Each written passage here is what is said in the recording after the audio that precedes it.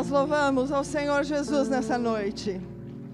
Aquele que um dia recebeu uma coroa de espinho, mas está preparando para nós uma coroa de vida eterna, coroa de justiça para a vida eterna.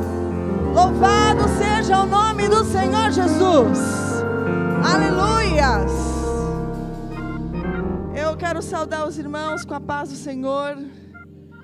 Quero honrar nessa noite o nosso bispo, o bispo Ivo Mariano, a vida dos pastores, missionárias, servos de Deus, presente aqui nessa casa. Louvo a Deus pela vida do meu esposo, da minha única filha que está aqui, as outras estão chegando. Mas louvo a Deus pela vida da minha família, pela vida da minha família, Cogic Resgate para a Vida. Amém? Eu quero agradecer a juventude pelo convite. Amém. Obrigado por me dar a oportunidade de compartilhar com vocês nessa noite algo da parte do Senhor. Eu quero compartilhar com vocês aquilo que o Senhor tem ministrado ao meu coração. A missionária Pamela, a Pamela estava pregando aqui e ela disse assim: eu estou passando por isso. E que bom que são pessoas que passam por problemas que vêm pregar. Que bom que são pessoas que passam por dificuldades que vêm aqui, vêm contar aquilo que o Senhor está falando. E eu quero nessa noite que o Senhor me dê graça, misericórdia do Senhor, para ministrar para vocês nessa noite aquilo que o Senhor falou primeiro para mim, e o que o Senhor me direcionou para repartir com vocês nessa noite. Amém? Você está feliz com o Senhor? Você crê que o Senhor preparou uma palavra para você nessa noite? Você crê que hoje é noite de cura, de libertação, que hoje é noite que o Senhor vai transformar a nossa vida? E interessante que eu ouso, com toda a confiança do mundo, dizer que você vai sair daqui diferente do modo como você entrou. E isso não tem a ver com louvor, isso não tem a ver com a pregação, isso não tem a ver com ninguém. Isso tem a ver com a presença de Deus. Porque ninguém entra na presença de Deus e sai do mesmo modo que entrou. Ninguém entra, ninguém experimenta a presença de Deus e sai do mesmo modo. Tem que sair diferente, tem que sair melhor, tem que sair acrescentado, tem que sair cheio, repleto, forte, potente, porque experimentou a santa presença de Deus. Nessa noite, você e eu, nós invadimos um culto que é eterno. Na eternidade existe um culto que não cessa. Anjos, arcanjos, serafins estão louvando e adorando a Deus, e nós invadimos esse culto. E agora nós cultuamos juntamente com os arcanjos, nós cultuamos juntamente com os anjos, adoramos ao Senhor. Vamos embora. E o culto da eternidade, ele vai continuar. Deus vai continuar sendo exaltado. Ele vai continuar sendo adorado. Ele é digno. Ele é digno. Ele é digno. Ele é digno. Ele é digno. Ele é digno. Só Ele é digno. Deus é digno. Jesus é digno. O Espírito Santo é digno.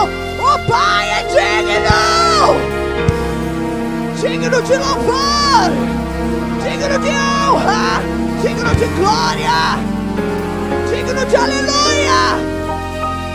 Aquele que tem a chave de Davi, aquele que abre porta que ninguém fecha, aquele que fecha a porta que ninguém abre, aquele que levanta, aquele que faz descer, aquele que exalta, mas aquele que humilha, aquele que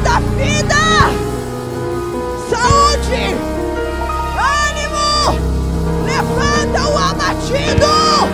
Ele, digno, digno, digno, digno, louvor, honra e glórias a Ele. Aplauda o nome do Senhor.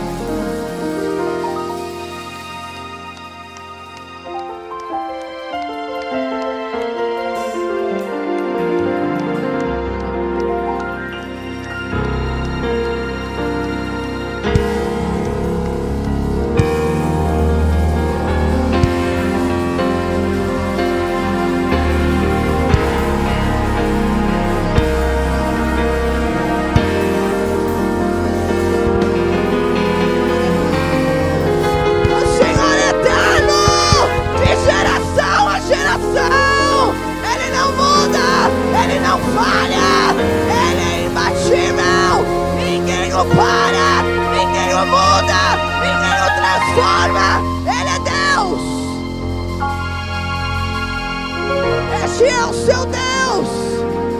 Este é o meu Deus. Glórias a ti, Jesus. Glórias a ti. Filipenses capítulo 3.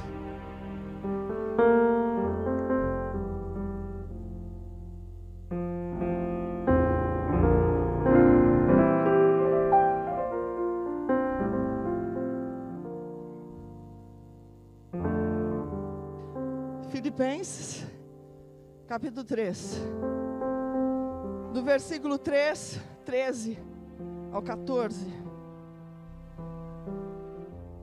diz assim: irmãos, quanto a mim eu não julgo que o haja alcançado, mas uma coisa eu faço, é que esquecendo-me das coisas que ficam para trás, e avançando para as que estão diante de mim, eu prossigo para o alvo, pelo prêmio da soberana vocação de Deus em Cristo Jesus.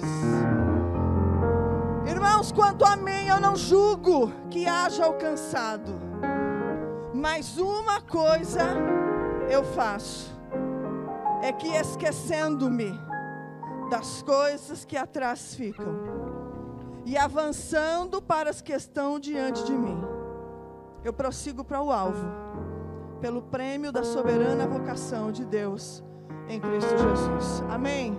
Você pode se assentar no nome de Cristo Jesus.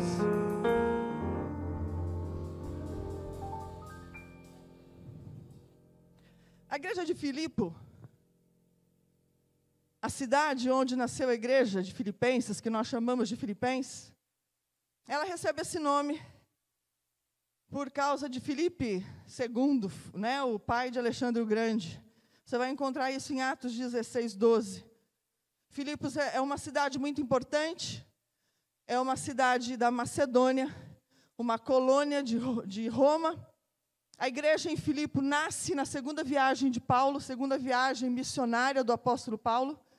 O apóstolo Paulo, ele quer, lá no seu plano dessa segunda viagem missionária, ele ir para as províncias de Roma na Ásia. Mas a palavra do Senhor diz que o Espírito Santo impede Paulo, até que ele tenha uma visão, e um varão se coloca diante de Paulo e diz: passa pela Macedônia e ajuda-nos. Então o apóstolo Paulo, em Troade, onde ele recebe essa visão, parte dali para Filipos, e então ali aparece a igreja, a primeira igreja no continente europeu. Igreja fundada por Paulo, junto com seus cooperadores Silas, Timóteo e Lucas. Filipenses tem alguns assuntos principais que caracterizam essa carta. Embora Paulo tenha sofrido perseguição, sofrido vergonha nesta cidade, nós vemos pela própria carta que o apóstolo tinha uma afeição muito particular pela igreja de Filipos. Então é uma carta que tem um tom muito pessoal e afetuoso. É uma carta também altamente cristocêntrica, ou seja, Cristo é o centro da doutrina e dos ensinamentos. Apresenta o apóstolo Paulo nessa carta de Filipenses, apresenta um modelo de vida dinâmica e resignada, ou seja, viver humilde como servo, a libertar-se da ansiedade, a contentar-se em todas as circunstâncias, a regozijar-se sempre no Senhor, a fazer todas as coisas mediante a potente graça de Cristo e a prosseguir com firmeza para o alvo. É nesse último ponto que eu quero meditar com os irmãos, nesse texto de Filipenses que eu li. No contexto dessa carta, o apóstolo Paulo ele é prisioneiro. Há evidências, na leitura da própria carta, que a gente vai entender que os filipenses estavam passando ali por perseguição e estavam precisando de uma palavra de encorajamento.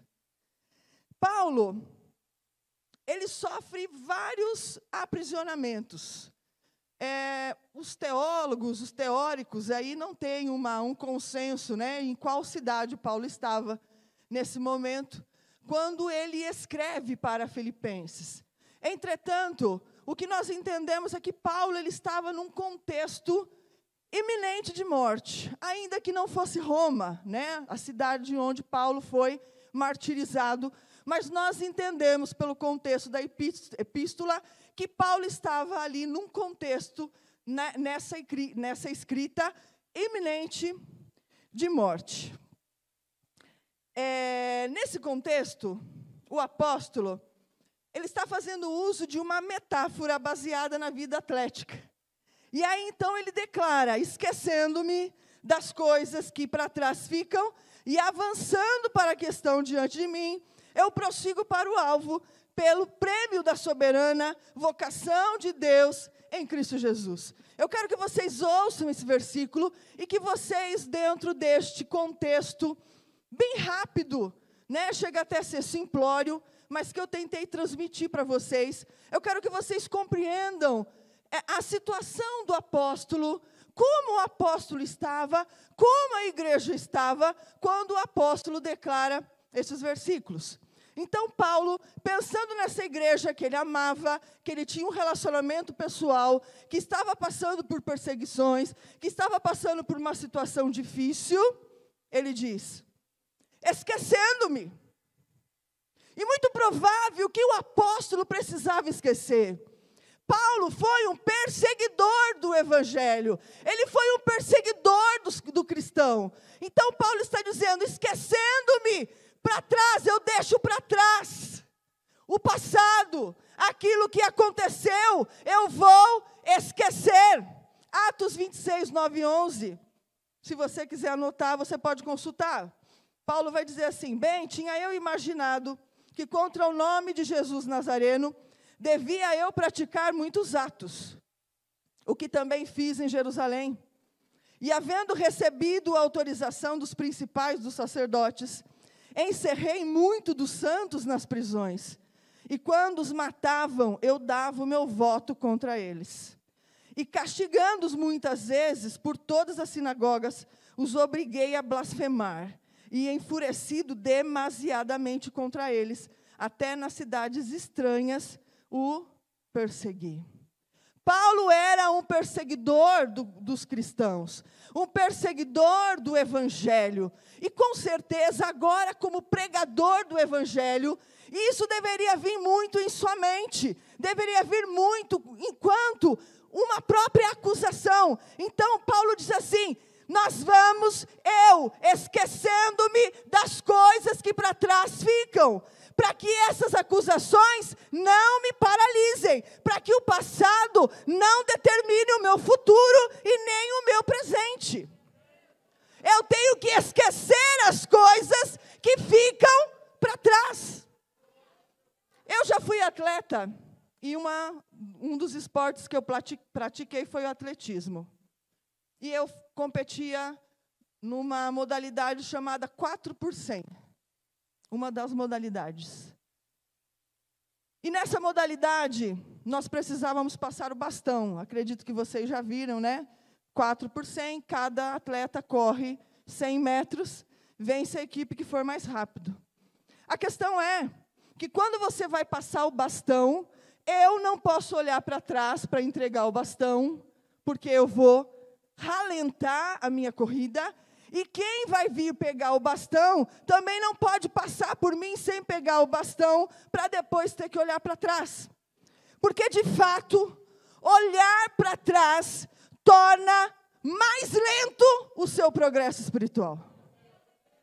Olhar para trás torna mais lento o seu progresso espiritual. Então, no nome de Jesus, esquecendo-me das coisas que para trás ficam. Esquecendo-me das coisas que para trás ficam. Eu não posso viver do passado. O passado não pode determinar a minha vida. Eu não posso ter o passado como algo que Satanás vai usar para me acusar, para me enfraquecer, para me desmotivar. O passado, esquecendo-me das coisas que ficam para trás. E o apóstolo Paulo continua. Ele diz, avançando. Eu vou esquecer das coisas que para trás ficam. E eu vou avançar para as coisas que estão diante de mim. Eu vou avançar. E aí eu quero só te lembrar que aquilo que estava à frente do apóstolo Paulo, o que foi que eu disse antes no contexto? Que o apóstolo Paulo estava em um contexto de morte iminente. O que estava à frente do apóstolo Paulo? Martírio. E o apóstolo diz, avançando para as coisas que estão diante de mim. Sabe por quê? Porque foi o mesmo apóstolo que escreveu, todas as coisas cooperam para o meu bem. Todas as coisas cooperam para o meu bem. E o apóstolo Paulo, muito provável e certamente, cria que todas as coisas iriam cooperar para que o plano de Deus fosse cumprido na vida dele. Ainda que isso fosse um martírio. Eu vou esquecer as coisas que ficam para trás. E eu vou avançar para as coisas que estão diante de mim com coragem. Sem medo. Sem covardia. Com coragem. Sem medo. Sem covardia. Porque eu tenho um Deus que zela por mim. Eu tenho um Deus que cuida de mim. Eu tenho um Deus onde todas as coisas estão cooperando para o meu bem. E Paulo vai continuar dizendo, eu deixo para trás as coisas que ficam. Avanço para as coisas que estão à minha frente. E eu prossigo para o alvo. E eu prossigo para o alvo. Prosseguir, insistir, perseverar, persistir, permanecer, dar seguimento, levar adiante, dar ou ter seguimento após interrupção. Irmãos, isso é tremendo. Paulo não disse, eu sigo para o alvo. Ele disse, eu prossigo para o alvo. Porque o prosseguir nos dá a ideia de retomada. De retomada, deixe ir à frente. De retomada, deixe seguir e ir para o alvo. De ir para o caminho que você está indo. E Paulo diz, eu prossigo para o alvo. Não importa quantas vezes eu tentar, eu vou prosseguir. Não importa quantas vezes me pararem, eu vou levantar e vou prosseguir. Não importa quantas vezes houver impedimento, eu vou levantar e vou prosseguir. Prosseguir para o alvo. Se interromper a corrida, por qualquer motivo que seja, eu vou prosseguir. Eu vou prosseguir. apóstolo Paulo, ele vem nos falar sobre essa intenção, sobre você ter todo o sentimento do seu ser voltado para uma decisão: alcançar o alvo, prosseguir rumo ao alvo. O apóstolo também já nos dá, nestes versículos, a receita. Ou já nos dá uma forma de como prosseguir. Você esquece, deixando para trás, avançando para as coisas que estão à frente. Nós prosseguimos para o alvo, para o prêmio da soberana vocação que está em Cristo Jesus, o nosso Salvador. Mas é o que eu vim dizer para você nessa noite, é que muitas coisas, neste tempo, têm nos distraído, têm tirado a nossa atenção de seguir para o alvo. Muitas coisas têm nos distraído de ter essa gana, de ter esse anseio, de ter esse propósito, de conseguir alcançar o alvo e receber o prêmio, a coroa da vida, a coroa da justiça, ver o Senhor Jesus, ver a eternidade, estar no céu com Deus. E nós estamos sendo distraídos de perseguir o alvo, como o atleta que quer atravessar a linha de chegada. E distraídos, nós ficamos desapercebidos da seriedade que é prosseguir para o alvo. Que é prosseguir para o alvo. Eu quero falar para você de distração. Desviar a atenção de um ponto. É uma desatenção. É um desvio. Um desvio de trajeto. Um desvio de ponto de chegada. Distraídos. Nós andamos distraídos. Um dia eu assisti um filme chamado O Ladrão de Raios.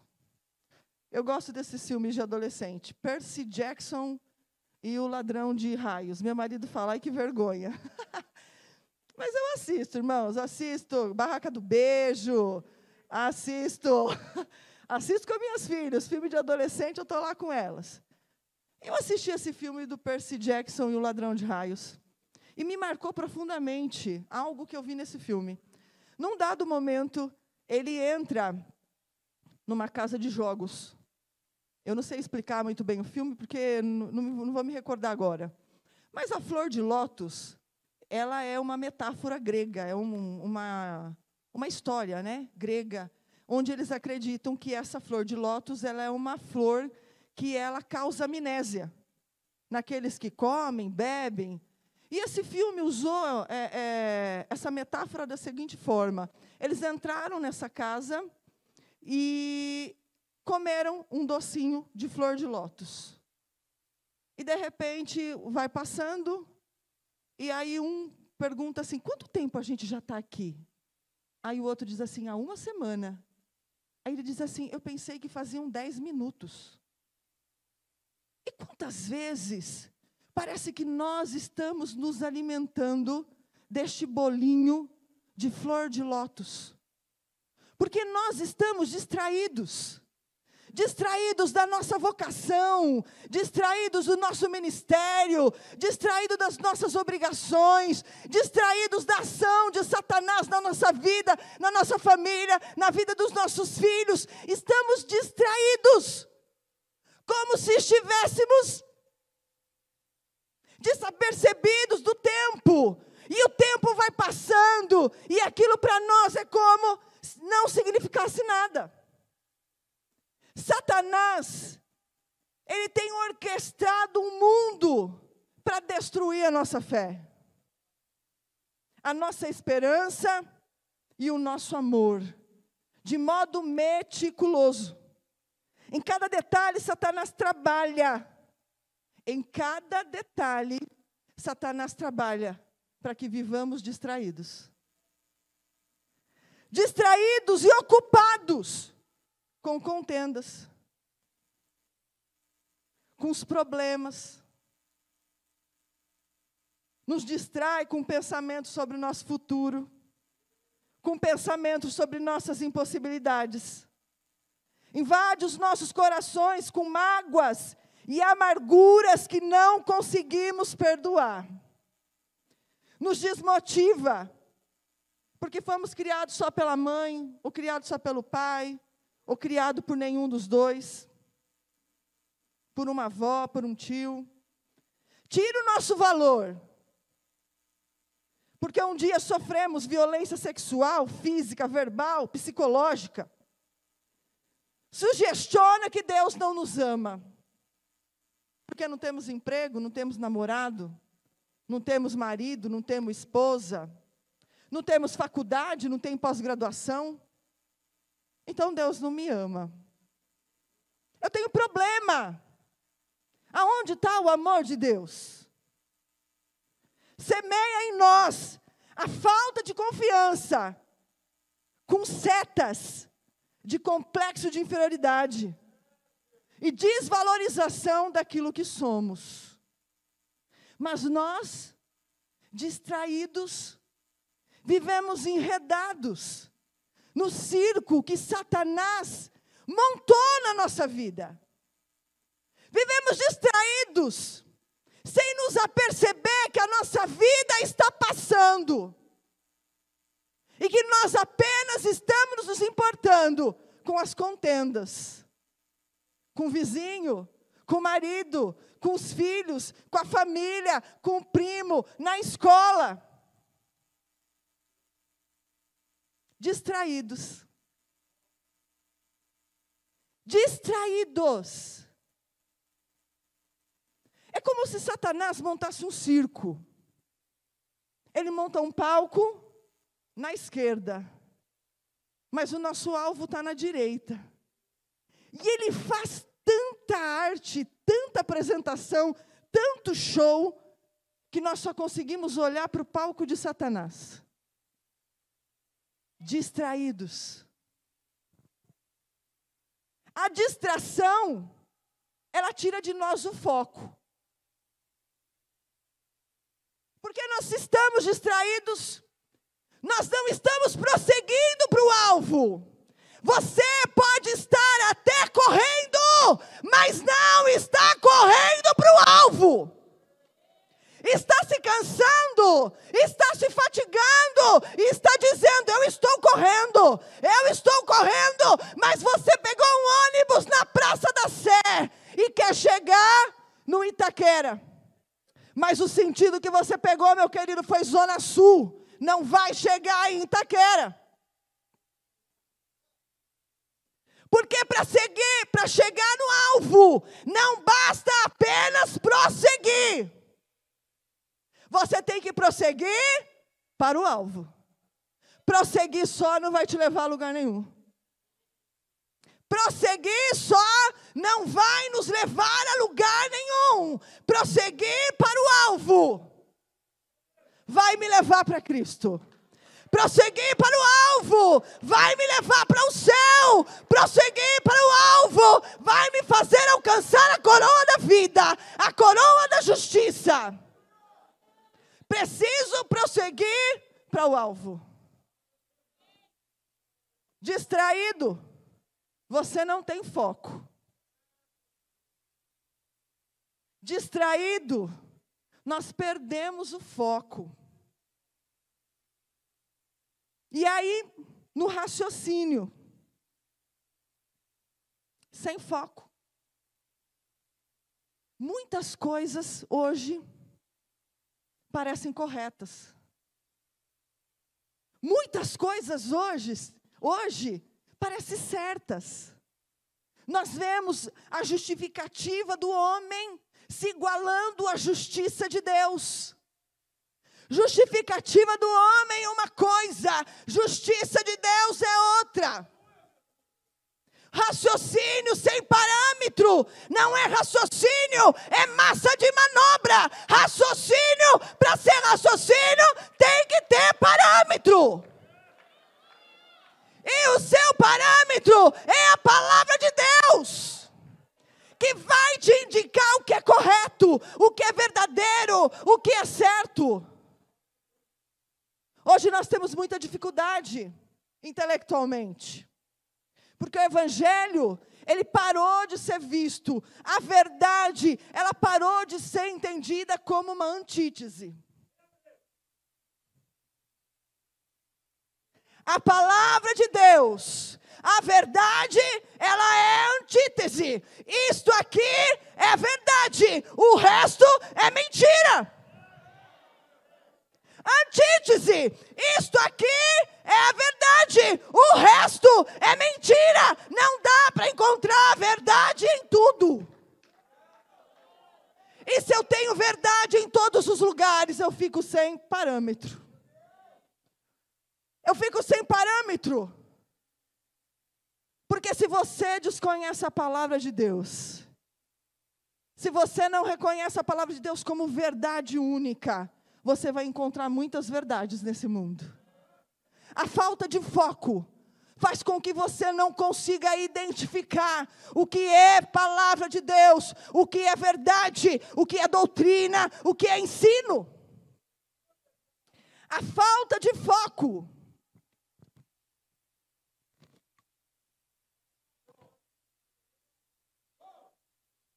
A falta de foco prejudica a nossa audição.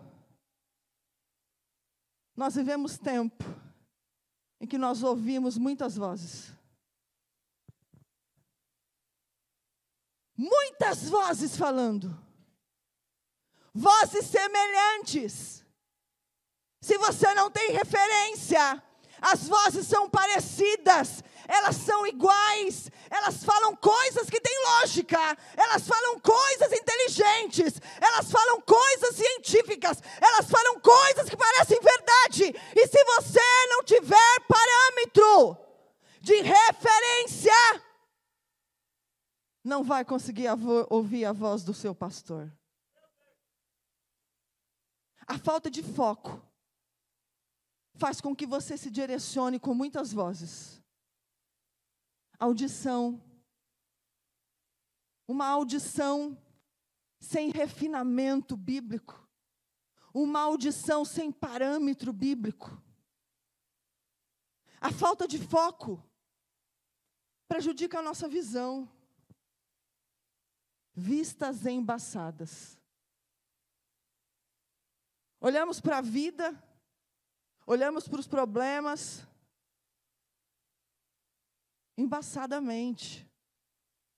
Não tem clareza. Você não vê claramente a ação de Satanás. Você não vê claramente a solução que o Espírito Santo nos envia.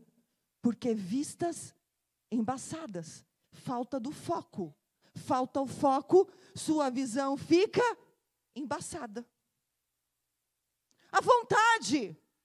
A falta de foco compromete a sua vontade. Porque aí você fica com uma vontade dividida. Dividida entre a carne e o espírito. Como eu não tenho foco, eu não sei quem agradar. E aí eu quero agradar a dois senhores. Mas a palavra de Deus já diz, não dá para você agradar a dois senhores. Você precisa decidir a quem é que você e nós queremos agradar. A Deus ou a este mundo. Mas para isso, eu preciso estar olhando para o alvo. Eu preciso estar prosseguindo. As emoções. Talvez, eu ouso dizer, né? Talvez nós nunca vivemos um tempo onde as emoções foram tão atacadas. Onde as pessoas, onde nós estamos, tão emocionalmente fragilizados. Nós estamos emocionalmente fragilizados todos. Porque, de certa forma, nós vivemos, nós não somos alienígenas, né? Nós estamos aqui neste mundo. A Bíblia, Jesus disse, olha, eu não peço que tire eles do mundo, mas que os livre do mal. E neste tempo que nós estamos vivendo, o assédio de Satanás sobre as nossas emoções é terrível. O assédio de Satanás, o assédio do mundo sobre as nossas emoções é terrível. Ele vai tão fundo até levar a pessoa à morte. Ele vai tão fundo até deprimir. Ele vai fundo nesse negócio. Emoções, fragilidade, é o que todos nós estamos vivendo. Fragilidade emocional. Mas a fragilidade emocional com foco é diferente. A fragilidade emocional, sem estar indo para o foco, faz com que você dirija a sua vida pelas emoções. Você vai decidir tudo a partir do seu emocional. Um espiritual comprometido pela falta de foco. Porque eu estou comprometido com os meus afazeres. As disciplinas espirituais, elas não são prioridades para mim. O tempo, a minha concepção de tempo é que ele é insuficiente para tudo o que temos que fazer. Sem foco, eu não consigo priorizar. Sem foco, eu não consigo dar prioridade a nada, porque é o foco que me diz a prioridade da minha vida. É o foco que vai dizer para você e para mim o que é importante, o que é essencial, o que pode esperar, o que vai ficar em segundo lugar, o que tem que vir depois. É o foco. Responsabilidade. A falta de foco afeta até as nossas responsabilidades. Fazemos o melhor e somos impedidos de fazer a coisa melhor. Ou a coisa certa. Prato limpo, é mais importante do que conversar com o filho adolescente que está surtando. Nós somos excelentes provedores, vivemos atarefados na nossa carreira, mas não temos tempo para o ministério, nem para a família. Ler 3 capítulos da Bíblia é mais importante do que refletir em 2 versículos. E descobrir o que o Espírito Santo tem para você e para mim nesses 2 versículos. Compreender os atributos de Deus, intelectualmente, é mais importante do que compreender como é que eles se relacionam com a minha vida cristã. Os pensamentos. Os seus pensamentos, os meus pensamentos, quando nós estamos fora de foco, são comprometidos. Nós temos pensamentos plantados em nossa mente. Satanás coloca pensamentos na sua mente e na minha mente, esperando que a gente acredite que esse pensamento é nosso. Que nós somos aquilo que nós estamos pensando. Pensamentos mentirosos, setas mentirosas, dizendo aquilo que você é, dizendo aquilo que você pode, dizendo aquilo que você vai conseguir. E quantas pessoas estão deprimidas, em depressão, em ansiedade, por causa de pensamentos mentirosos, setas inflamadas do maligno, que estão na sua mente, mas não é de Deus, não é do Espírito Santo e nem de você.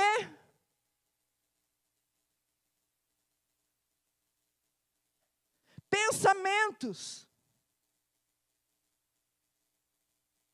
Um campo onde Satanás está trabalhando grandemente. Uma das minhas filhas me contou que uma colega de trabalho estava tendo uma crise de ansiedade, de síndrome do pânico. E aí ela foi conversar, enquanto a moça tentava se acalmar, a moça a crise era tão feia que alguém precisava pôr o remédio na boca dela, porque ela não conseguia fazer isso. E a minha filha disse para ela: o que você pensa quando você tem esse mal-estar? O que você pensa? Ela diz assim: eu escuto uma voz que diz que eu não vou conseguir. Eu escuto uma voz que diz que eu não vou conseguir, que tudo vai ficar do jeito que está. Mentira de Satanás, meus irmãos. Nós precisamos tirar esses pensamentos terríveis da nossa mente e enchermos a nossa mente daquilo que a palavra de Deus fala sobre nós. Encher o nosso coração, a nossa alma, daquilo que a palavra de Deus fala ao nosso respeito. Glória a Deus. A fé. A falta de foco mexe com a sua fé, mexe com a nossa fé, mexe com a nossa fé. Antigamente, lá no início da era após Cristo, existia na história um lugar chamado Coliseu. O Coliseu, ele existia para matar e para torturar os cristãos. O Coliseu matava o corpo, mas não alcançava a fé dos crentes. O Coliseu matava o corpo, torturava o corpo, mas não alcançava a fé dos cristãos. Hoje nós não temos mais um Coliseu físico, num lugar, numa cidade. Mas eu quero te dizer nessa noite, existe um Coliseu espiritual.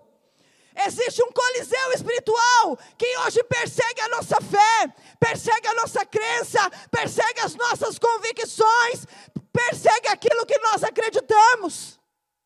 Um Coliseu que não mata o nosso corpo, porque não importa matar o nosso corpo, mas que mata a fé.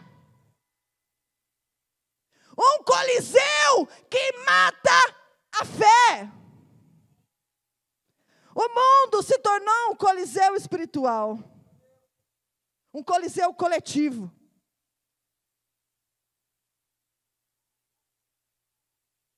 Não mata o corpo,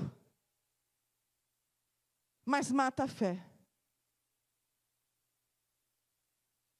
A fé é importante. Nós precisamos zelar pela nossa fé. É a fé que vai nos ajudar. É a fé que vai nos impulsionar a prosseguirmos para o alvo. Eu estava vivendo um período de distração. Problema no trabalho, problema em casa. E todo lugar que você olhava existia algum problema. Por pequeno que seja. Distração, falta de foco. E os problemas que eu estava passando estavam fazendo com que eu me sentisse acuada. Na verdade, o sentimento que eu tinha é que eu estava encurralada. E eu me via assim, nesse modo aqui, como os irmãos estão vendo, acuada e encurralada.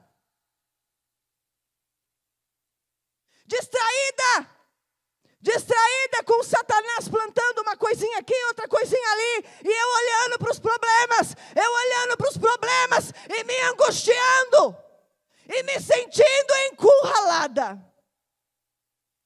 E eu me via nesse formato que eu estou mostrando aqui para os irmãos, assim, como uma presa. Sabe quando existe um animal que está caçando o outro, e aí ele encurrala o outro ali, e eu olhava para a minha situação, olhava para as coisas que estavam me afligindo, e me sentia encurralada. E eu quero que você se alegre comigo nessa noite. Porque o Senhor, o Espírito Santo me respondeu. No momento que eu estava precisando, no momento que eu estava encurralada, não vendo esperança nenhuma, o Espírito Santo gritou para mim: Patrícia, muda de status. Disse: muda de status.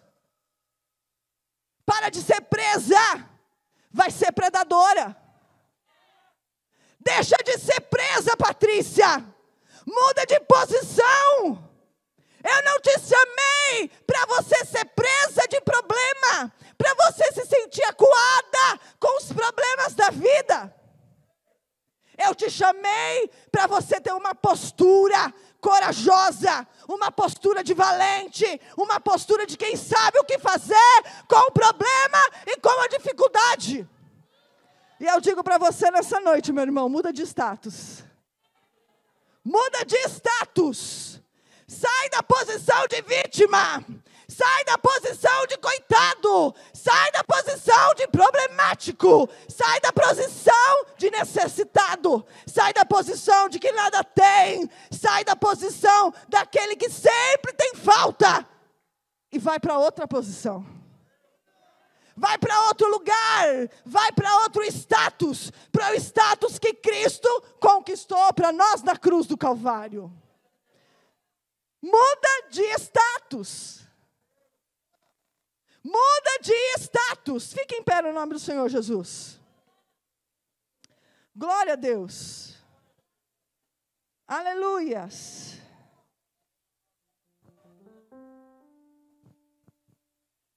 Nós estamos no mundo, irmãos. Mas é como o nosso bispo diz para nós. Nós não podemos viver as mesmas mazelas do que aqueles que não têm a esperança que nós temos. Nós estamos no mundo,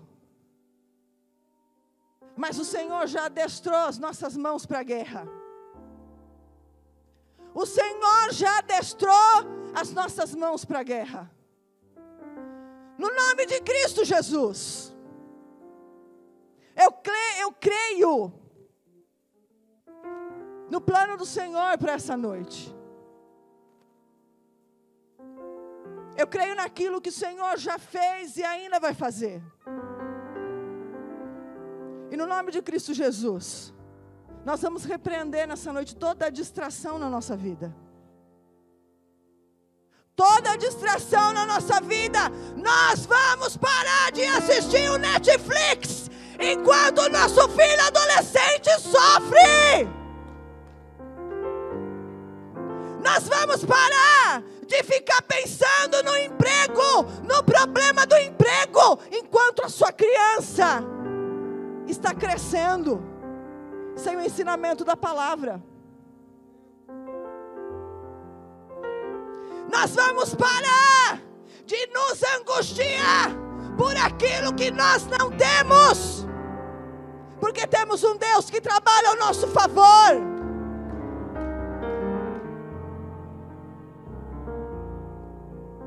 Toda distração precisa sair da nossa vida.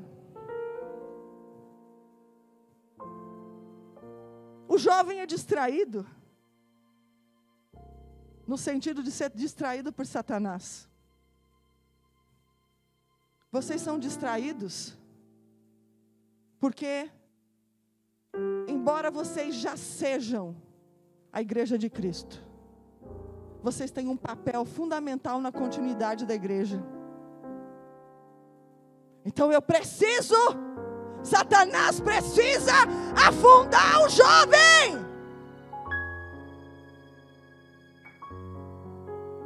Então fica pensando e fica sofrendo aquilo que você não tem, pelas mentiras que Satanás coloca na sua mente, te distraindo do mundo espiritual, te distraindo daquilo que Deus tem para você, e das coisas que Deus grandiosamente vai fazer através da sua vida, da minha e da sua vida. Nós precisamos oferecer resistência. Irmãos, nós precisamos oferecer resistência dentro da nossa casa. Vamos parar com isso. Você homem, toma um cajado na sua mão e vai liderar a sua casa. Você mulher, vai ajudar seu marido a liderar a casa. Vamos ser bênção para os nossos filhos. Vamos ser bênção para os nossos vizinhos. Sem distração. Sem distração.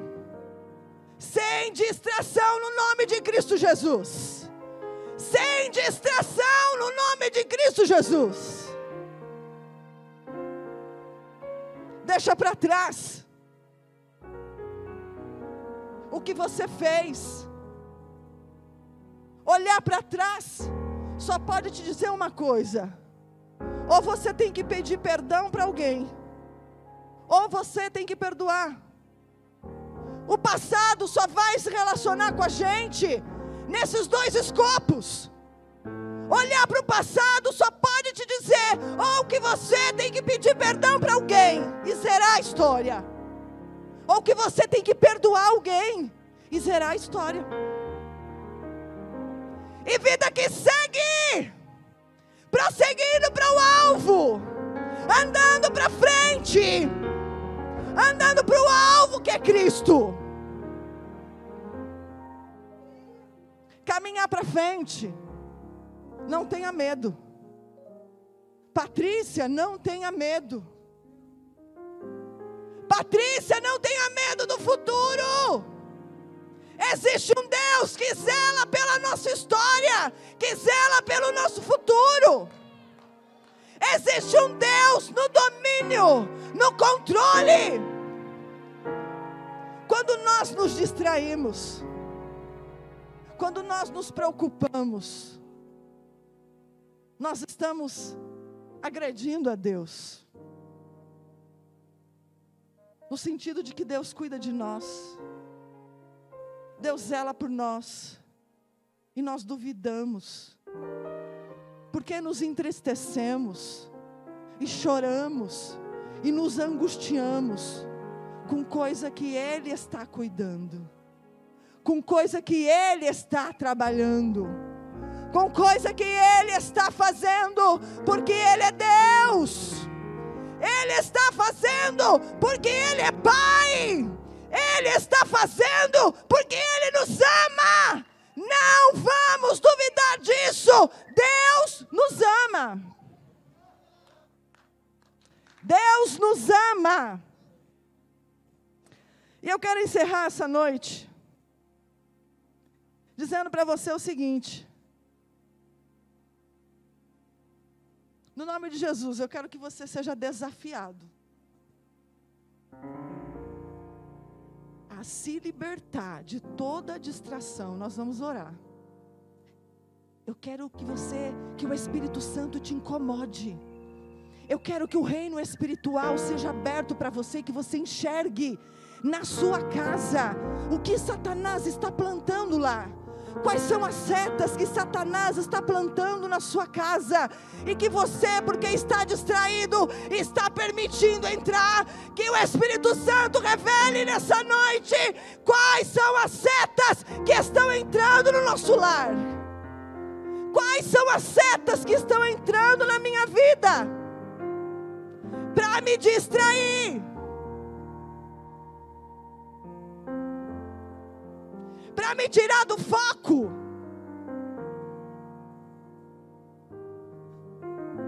para me desmerecer, para me entristecer, para me enfraquecer, para me fazer prostrar no meio do caminho, para me fazer desistir de caminhar?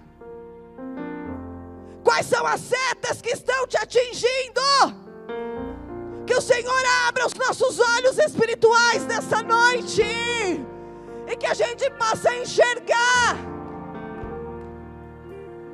qual o show que Satanás está fazendo na sua casa, na sua família, para te tirar do foco, para que você prossiga, para que você prossiga para o alvo, para que você alcance a salvação. Porque não pensa que é porque você disse eu aceito a Jesus que está tudo certo e garantido.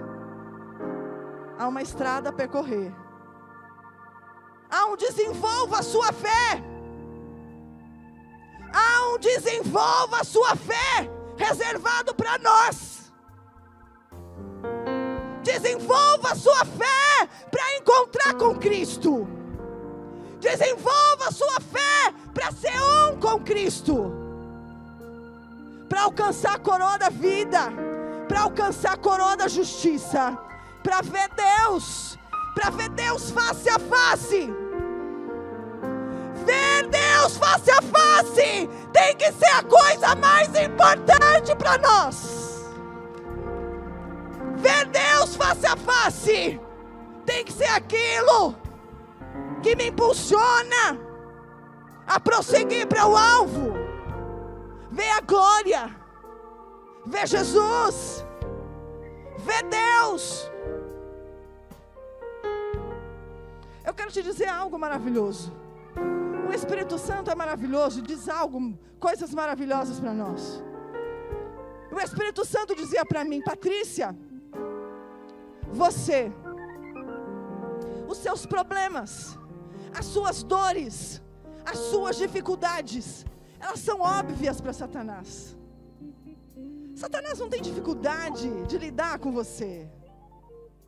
Você não é segredo nenhum.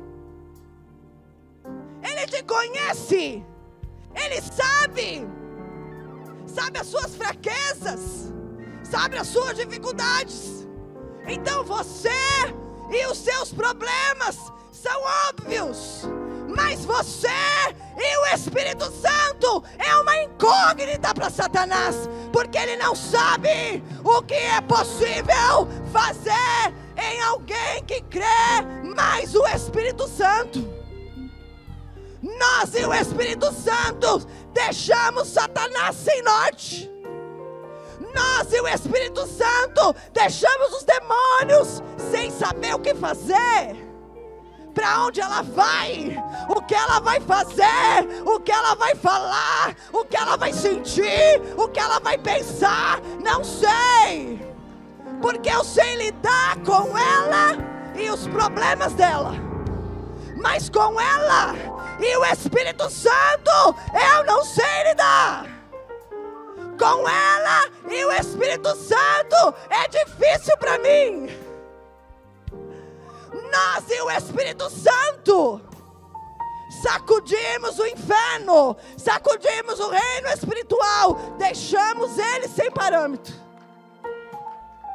porque o parâmetro de Satanás são as nossas dificuldades. O parâmetro de Satanás são as nossas distrações.